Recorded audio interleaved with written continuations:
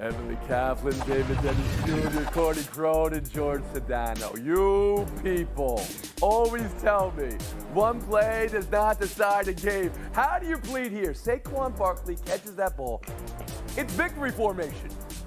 Instead, it's a brutal loss for Philadelphia. Also, Kirk Cousins and the Falcons getting it done in prime time.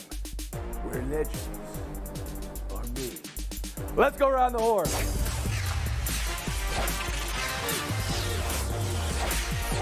Some would even ask if you like that.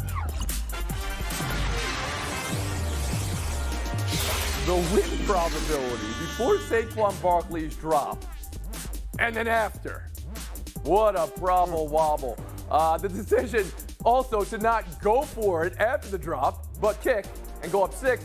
And then, of course, the way Kirk Cousins went down the field like a Ginzu knife to stun the Link. That 2-minute drill for Phillies, when you consider how Cousins made the plays and Hurts did not, decided the game as well. That pick here ends it. Falcons 22, Eagles 21. We'll credit the Atlanta Falcons in a second, but the Philadelphia Eagles is where we start. You cannot lose that game, and they did. What was the major malfunction for Philly around the horn, Courtney Cronin? Tony, that's 4-down territory. ESPN Analytics gave the Eagles a 96% chance to win the game had they had no gain on 3rd down, had they just run it, regardless of what they did afterwards, if they would have gone for it on 4th down or kicked the field goal. You got to know your personnel in these situations. Saquon Barkley has 16 drops since 2021. I would not have thrown the ball to him there. Go ahead and try to get a little closer to the goal line. He had 4.3 yards per carry. He was running the ball just fine all night. But to me, it's beyond what happened on offense. When they give Kirk Cousins, who had said he's not 100% healthy unless he's in the pocket, when you give him the full field to go down in 1 minute in 40-something seconds and you don't pressure him on any of his dropbacks, you blitz him once, you're playing yourself in those situations. The Eagles have been here before far too frequently. 4 times since 2023 when they've had the lead at the 2-minute warning, they've lost those games. Wow. All right, but you're getting greedy there. I asked for one major malfunction. You gave a lot, but it started with not going for it on 4th down. George Sedano, around the horn to you. Where did the Eagles blow this? I mean, the clock management in general, Tony, it was just completely misguided the whole way. And by the way, we've seen this now from Nick Sirianni going back to now this past season, this season. Ever since he lost both his coordinators, I feel like, to head coaching jobs in Indianapolis and Arizona, respectfully, he has not done a great job in general of coaching this team on multiple levels. Another thing that stood out to me, Tony, and I don't know the rule for this, but I don't think anyone's actually explained this to me. They took the penalty on the extra point. Could they have taken that on the kickoff to give themselves a better chance, perhaps, to have better field position moving forward? I understand there's a landing zone now, but could that have been something they could have done? All those are things that he should know that I shouldn't have to ask on national television. Although I will say this, I've spent a lot of the morning here in Los Angeles today streaming Philadelphia sports radio, and if you haven't done that yet, Tone, you should absolutely do it because it's been a fun listen today. Emily Kaplan, the #1 major malfunction for Philadelphia last night. It was hubris. You know, it was a fun watch last night was Celebrity Family Feud. Does anyone think that Pablo Torre could be hired by the Eagles for some late game management and be better than they did? Because I actually think they could benefit from some Pablo there. Yeah, it was the pass to Saquon, and I actually think it was an incredible play call because it worked. He should have just caught it, but how do you make that call when the only thing you need to do is not stop the clock? You've got the biggest offensive line in football. You have the one specialty play, the best specialty play in football, the tush push, which was working. And the fact that they chose to throw it and therefore giving an opportunity to stop the clock, that's hubris. That's why this is a culture problem with these Eagles. Maybe they just see it as an easy path in the division, but they lost this one. They totally blew it away. David Dennis Jr. Emily, you don't need a Family Feud survey to ask 100 Philadelphia Eagles fans that they made a whole bunch of bad plays the last 2 minutes of that game. The Eagles at that point were 3rd down and with 3 yards to go at the Falcons' 10-yard line, up 3 points. There is no way you lose that game. Every play call from that moment up until the final buzzer was the wrong play. from that pass to Saquon Barkley, when you have other options with one of the best offensive lines in the game that had been dominating at the line of scrimmage. You run the ball. You give Jalen Hurts the ball where he can run. The draw play was devastating to that Falcons team, and you have the worst possible play that you can call that is a dropped, and you stop the clock, and then you put no pressure on Cousins for the rest of the game. Everything that they did from that moment where they had that 96% or whatever to win the game, their chance to win the game, was wrong, and that is how you blow the game, and that is how Nick Sirianni started this season on the hot seat. Other than that, Mr. Dennis, how did you like the play? Okay. Other side of the ball, though, got to give the Falcons some credit. This time last week, we were killing them, killing Kirk Cousins. What did the Falcons show you? George Sedano, around the horn to you.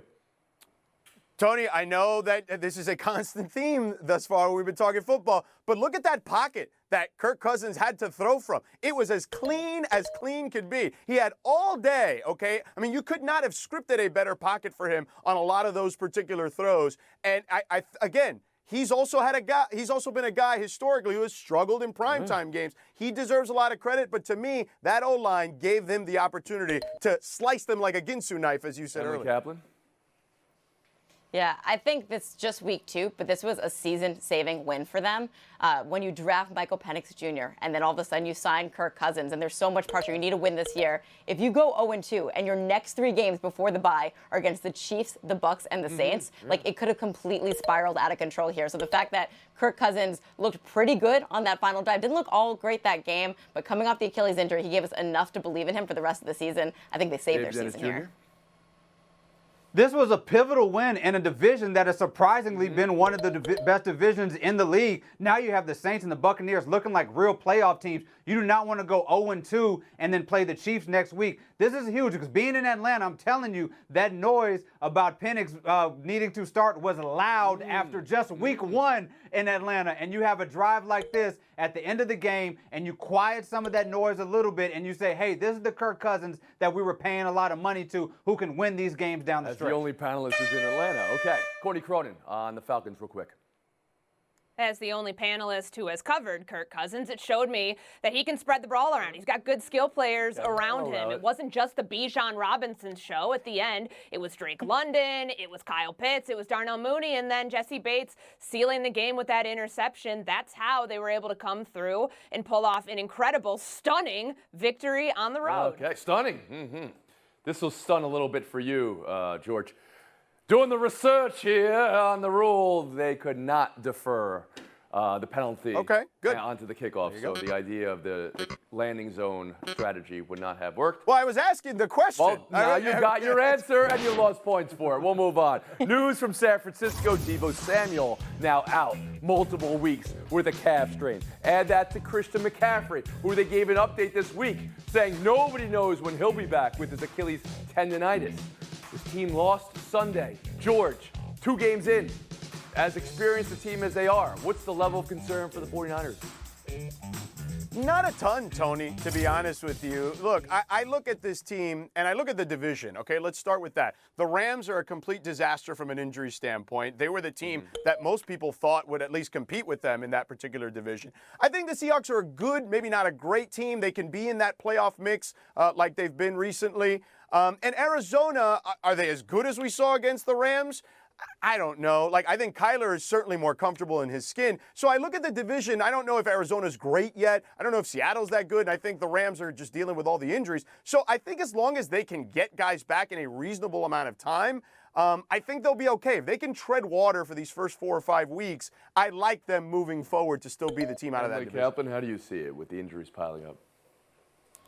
Yeah, I'm somewhat concerned. I think the best quote that stands out from this game to me was afterwards when Brock Purdy goes up to Brian Flores, the defensive coordinator, and is like, your scheme was crazy. And what the scheme was throwing a ton of blitzes at him where he was under pressure and kind of rattled because you don't have Christian McCaffrey, then you don't stack the box, and therefore, A, he doesn't have that safety valve, but B, it's allowing Jordan Mason to look pretty good and get 2 100-yard games, but they just don't have that extra dimension. So without McCaffrey, you need Ayuk to show up. He hasn't really found the chemistry, so I'm pretty concerned right now. So no McCaffrey, no Samuel.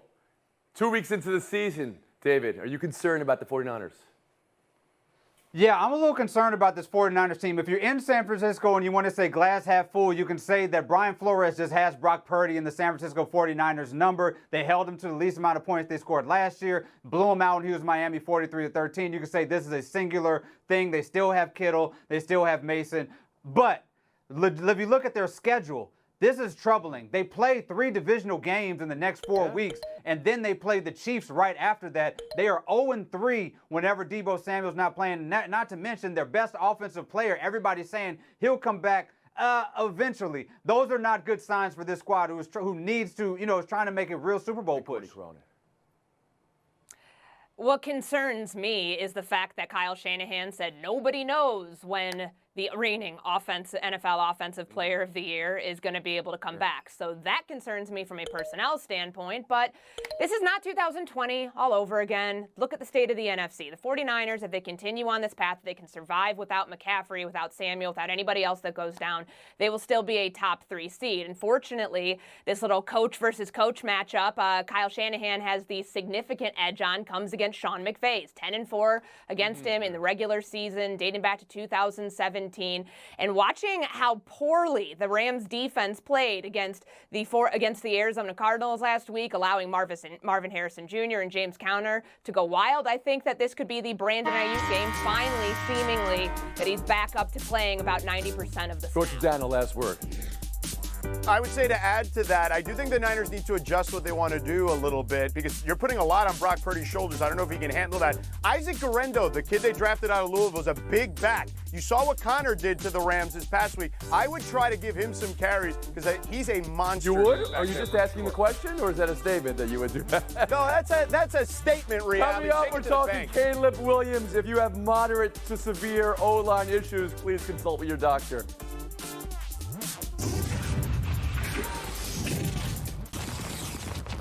Caleb Williams has been talking about how bruised he feels after 2 weeks of NFL play. Sunday, he was sacked 7 times, and he was pressured on 35% of his dropbacks. We know this because we read your report, Courtney Cronin. Thank you. Here are your points, which you filed, by the way, at 3:03 a.m. Woo! Wow. Hey, Court, how much of this is the O-line? How much of this is the coach's schemes? And how much of this is on the quarterback, Caleb Williams?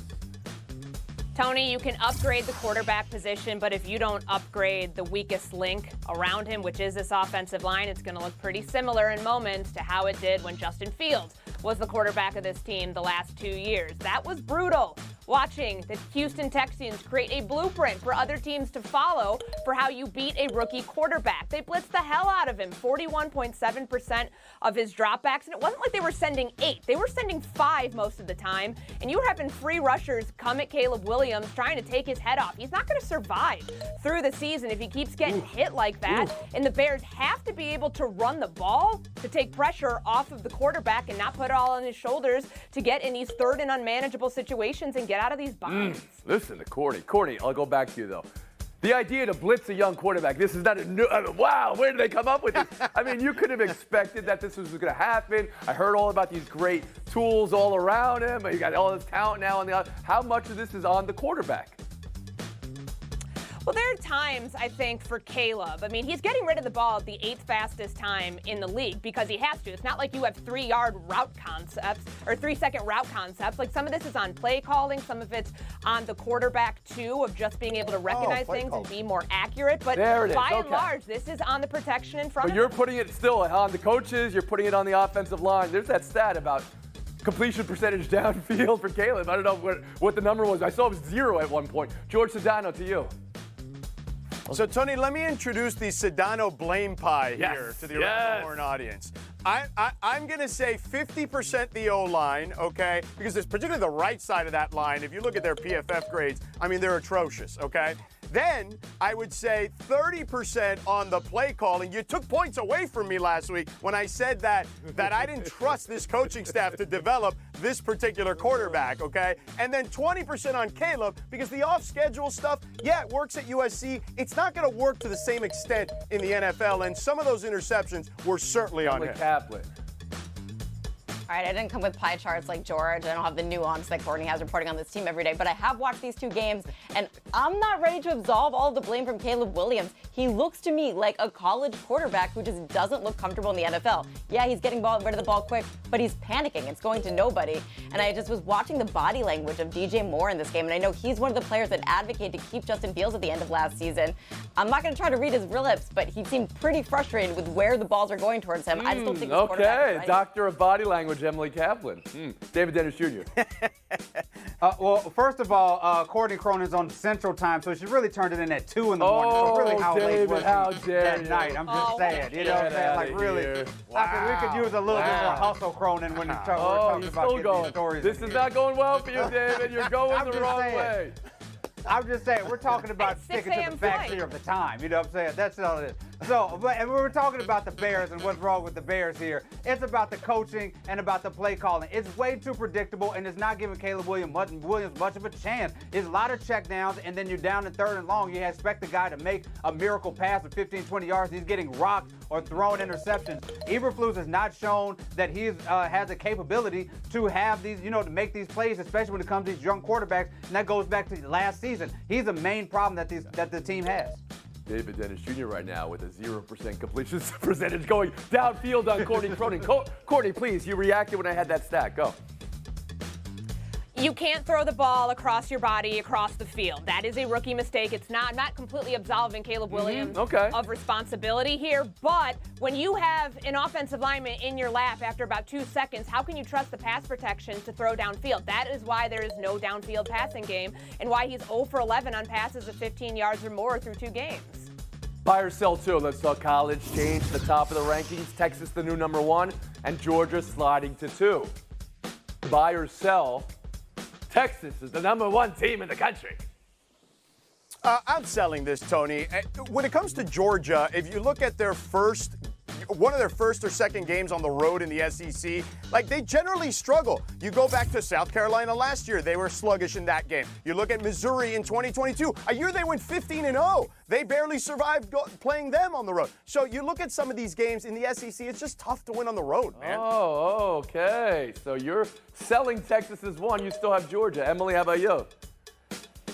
I'm buying it, but I'm also buying that they've got a quarterback controversy. It's like when you used to have 2 quarterbacks, you had no quarterbacks. Now in college football, if you have 2 quarterbacks, that means one's going to be in the transfer portal. Once you put in Arch Manning, and he's that good, 19-yard touchdown on his first throw, 67-yard run, the longest that anyone has seen since Vince Young at Texas. How are they going to turn away from Arch David now? Dennis Jr., who's your number 1 team in the country right now? Right now, the number 1 team is Texas. They've been outscoring their opponents by 120 points. And it's always a good sign when you can take a Heisman Trophy candidate out the game and replace him with somebody who can win a Heisman Trophy in a year or so. They're the better team right now. Georgia looked too sluggish, but it'll all be settled in a couple weeks. Courtney Cronin. Texas is the number 1 team. They should have been the number 1 team after they had the most impressive win of any team in the early part of the season when they went up to Ann Arbor and beat their 2 quarterback system a couple So weeks Donnie, ago. you're shaking your head. No, you can make the last stage. Tony, I think Texas is one of the top 2 or 3 teams in the country, but let me see what they look like on the road in the SEC, okay? I know Michigan, everyone thought that was a big game. Michigan is not very good right now, okay? So let me see what they look like in the SEC. Again, is that a question or is that a... No, let me see that. I need to see that before I think they're the best team in the country. Great. And we'll revisit that when you can see that. For the moment, you can see Courtney Cronin and Emily Kaplan in Showdown. Next. Jordan Addison, Minnesota, also out indefinitely after his hip drop last week. No penalty call there. Giants players were reportedly fined. Jamar Chase, his penalty for abusive language to the referees this week was about a play he felt was a hip drop that wasn't called. Letter of law, that's not a hip drop, some reports say. But the message from players is, don't tackle me like that. And Courtney, I ask you, for Showdown, the one and only, does the NFL have a problem here with this new rule? The NFL needs to make up their mind, Tony. Not all hip drop tackles are banned, just the hip drop swivel tackle, which they put into effect this year. If you're not going to call it uniformly, then why is it a rule when you're making defenders' jobs already that much more difficult Emily Kaplan? in game? Yes. See, I think the bigger issue is not necessarily not calling it in the game, because I understand why officials miss it. Sometimes it's vantage points, you don't see all the angles. But if it is a point of emphasis, then you have to have supplementary discipline. Like, after the fact, that's what's going to deter players from doing it. I think I agree with you on that. Now, the report was some Giants players were fine. Again, just have the 2-minute rule or whatever and announce those, because the offensive players need to know they're watching for it. Emily Kaplan, 30 seconds of FaceTime, today's winner. All right, well, I'm going to talk about Sidney Crosby, who signed a new 2-year, $8.7 million contract with the Pittsburgh Penguins. In a league of superstitious players, Sidney is number 1. His uniform number is obviously 87. But also in a league of selflessness, Sidney still is number 1, because 41 different players make more money than him, have a higher cap hit. Trust me, he is not the 42nd best player in this league. Far from it. He's at an MVP level. And the day he signed this contract, he's doing what he does every time this time of year. He's knocking on the door of Penguin season ticket holders. It's a really cute tradition. love this. It's a hard guy not to root for. This is the best. I love this tradition that Penguins players go knocking door to door, giving out this season tickets. Just Sid. Thank you, Emily. Very impressed with all of you today. Not as impressed as I am with one of our friends, Mr. Pablo Torre, on one of my favorite shows, The Family Feud. You alluded to it before, Emily Kaplan. Closing it down, the greatest final number ever, 174 points to get the big money for charity there at the end. And he was in close proximity of Steve Harvey, who I love. I just think he's amazing and funny. I think he smells good. You know, smells like money, but he smells. We'll see you tomorrow. Around the Horn. Knows why the Saints are marching into the end zone over and over and over this season. Yep. Hell, next season, it might cost a little more to go to Tennessee games, anticipating a settlement in the House versus NCAA antitrust case that will allow schools to pay players. The university is planning to include a talent fee on ticket sales. The 10% charge will be added to football season ticket renewals and be used to fund revenue sharing with student athletes. The school says that, quote, there has never been a time in college sports where revenue growth has such a close correlation to winning. College football insider Pete Thamel joins us now. Pete, the Tennessee talent fee, it's the first of its kind. How closely are other programs around the country monitoring this new plan? Well, my phone blew up a little bit today, Kevin, and I would just think about it this way. Instead of you paying your real estate tax this April, what if you pay to sit on your couch and watch the Eagles tax, right? Or maybe Elle pays to sit on her couch and watch the Georgia Bulldogs tax. This is some very clever marketing by Danny White, the athletic director at Tennessee. Remember when he was at UCF and he claimed a national title? He knows how to draw attention. And this is very simply a ticket hike, under the guise of a new era in college sports. Obviously, with the revenue share expected to come next fall, everybody needs more money, 25 to 30 million. This will get Tennessee probably 8 to 10 million when they do it. And look, it's easy to do this, Kevin, when you are sold out completely. Your team's in the top 10 and rolling, and you can just call it a Nico Ameleava tax. Yeah, it works out well, specifically with the timing as they get ready for Oklahoma, and this offense as well as defense is rolling right now. Let's stay in the conversation in the SEC. You've got a great article on ESPN Plus detailing the future of Billy Napier at Florida. I would imagine the player tax would not work there right now. What are the factors in play here with Napier? Well, look, there was obviously a fan outcry after they got blown out against both Miami and Texas A&M. But the calculus that Florida is using on deciding when to move on from Napier, and it's almost an inevitability at this point, is really going to be rooted to would firing Billy Napier now help revive the season, save the season, and push things forward. And that's not the calculus that was made. One, there's no obvious interim coach on staff right now, Kevin. Called adjustment, especially if you don't have a bye. Now, obviously, Florida goes to Mississippi State this week. They do have a bye after the game. You'd remember in 2004, that's where Ron Zook's tenure ended with a loss in Starkville. We'll see if the calculus changes, but for now, Napier still has the locker room. He's respected on campus. He's doing a great job Sunday to Friday. It's just game day that's been the problem. Yeah, keep in mind, too, that Florida-Mississippi State game, oh, my goodness. If the Gators lose a game like that where they're on the road, Mississippi State coming off that loss at home to Toledo, it will not be pretty in Gainesville. Pete, thank you so much. Elle? When it comes to food, there's some simple things that I like. Crab cake, I absolutely love. With a little Old Bay seasoning as well? Old Bay seasoning's disgusting. What's the point of eating French fries? Salted pretzel with... Don't do the salt.